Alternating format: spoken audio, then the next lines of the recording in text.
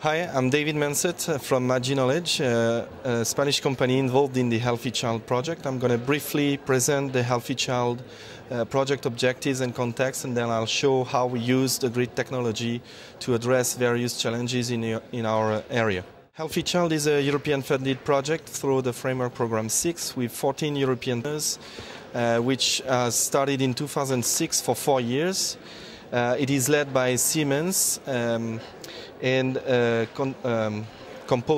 composed of various European partners, including CERN in Geneva, that is providing the grid expertise, my company, various universities developing biomedical research services, the INRIA in France for different models for the diseases we are studying, and finally 3 concrete hospitals providing data, enrolling patients for executing the different studies.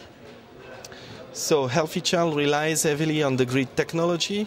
It is using actually the grid middleware that has been developed for high energy physics, so-called EEG Lite, the very same that is being used for analyzing the LHC data.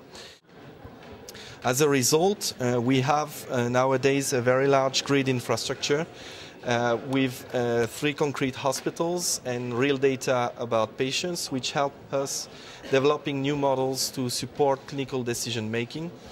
This is on the left a new application that is being developed by Siemens, that is the basis of their future clinical decision support system, which helps clinicians identifying similar patients from a large population distributed over Europe to then access treatment and diagnosis information to eventually make better decisions.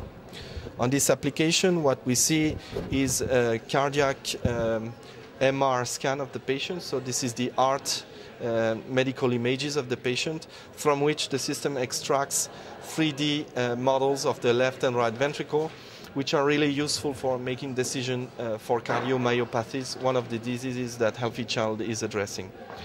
So similarly to this, we develop applications for rheumatology and neuro-oncology with different models that we gradually gridify and make available into that distributed infrastructure. So as a conclusion, we use this grid technology as a technological glue to get all the partners connected and to develop applications and share data in a harmonized and uniform environment. And this is a concept that is generic enough to be applied in different areas. For instance, we apply the very same approach to neurosciences with the New Grid project, where we try to make available a set of pipelines of algorithms which are useful to better diagnose Alzheimer's disease.